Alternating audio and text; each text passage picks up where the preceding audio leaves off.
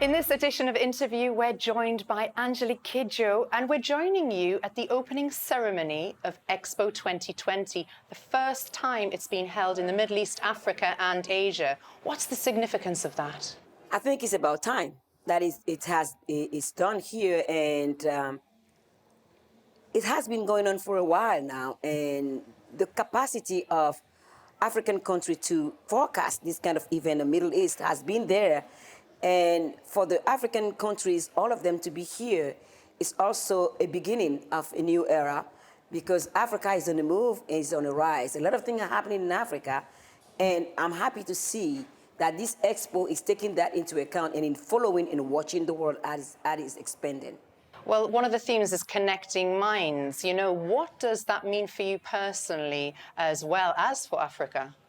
Well, connecting minds, I've been doing that since I started singing, basically. I started trying to build cultural bridges through my music, through collaboration, and because I felt since I was a child growing up that if you don't know something, you always make mistake. If you are informed, when you speak, whatever you do, you think about it differently. And I've been traveling around the world, and I've realized that we are not that different from one another, because every person on this earth has been born from a father and a mother. It doesn't matter which other skin you have. That the needs that we have and the dreams we have for our children are the same across the board. It has no language, no color, no nationality. And for me, my music is what it is. And if we want to connect the world and the mind and the future, we need to take that into account by treating everybody equally, not judging and putting standard of wealth before people's mind and people's creativity. Well, we have 192 countries coming together in Dubai for this expo. And I think now more than ever, we really need this after the last couple of years that the globe has had. I think after the pandemic, during the pandemic, we start realizing that we are not alone, that we cannot live alone. It takes a virus to remind us that we, for our sake and for our future together, we need to live together. It doesn't matter where we live, we are connected. And also, we are realizing that together we are stronger. Together we can tackle the main problems that we have. And today, the climate change is also pushing at the door. It's becoming a reality. It's no longer the poor countries that are suffering from the climate change that no one want to talk about, that no one want to see. To now, it's everybody.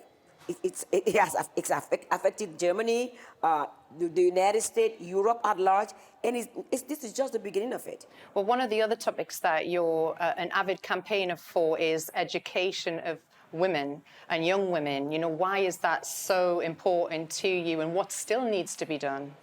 Well, I was nominated Goodwill Ambassador in 2002 for UNICEF.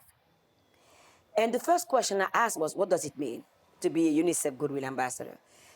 And I said specifically, I'm not good at small talk, and I'm not good at shaking politicians' hands, because I always open my mouth and get myself into trouble. So they said to me, what do you want to do? I say, women empowerment, young girls' education, children's education. And as we started, I realized from the first trip I took in Tanzania that the women and the young women everywhere in Africa, they are the ones that hold the society. I always say that African women are the backbone of that continent. And that is also true everywhere. Without women, what the society will look like. We cannot continue, we can afford, actually, to leave more than 50% of the population of the world aside and thinking that the population is going to work.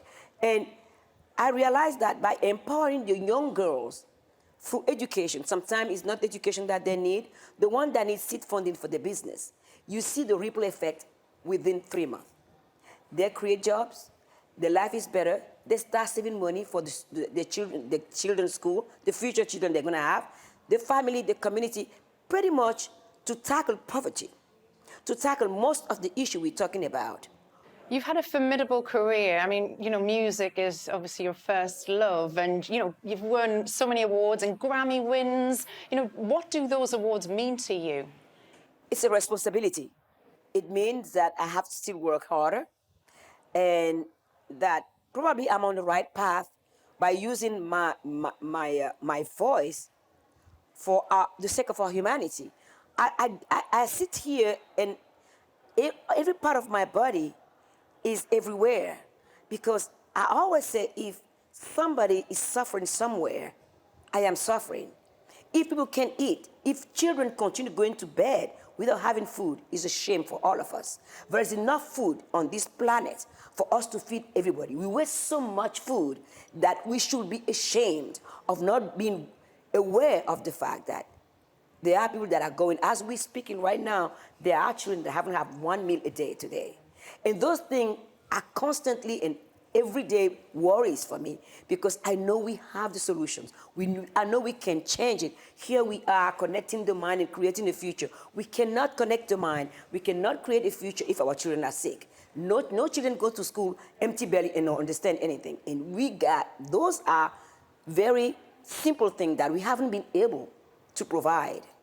You said that you use your music to create cultural bridges. Why is the arts and music in particular so important to society and so universal? Well, let's see the beginning of this pandemic. What happened? People staying on the windows singing and encouraging the health workers, because music is a universal language. And I've been in a setting where I've been working with orchestra. Not two people speak the same language. And from the moment we drop the words and start using music, we all speak the same language. And there's no humanity without music. Because before we start speaking, the ones that have come before us, before the Homo sapiens that we call ourselves are here, they've bring food transformation. And nature has given them food. The noise have given them the sense of music and words. So music is really something that is in each one of us DNA. Angelique Kidjo, thank you so much for joining us on Interview today. It's always a pleasure. Thank you so much. Thank you.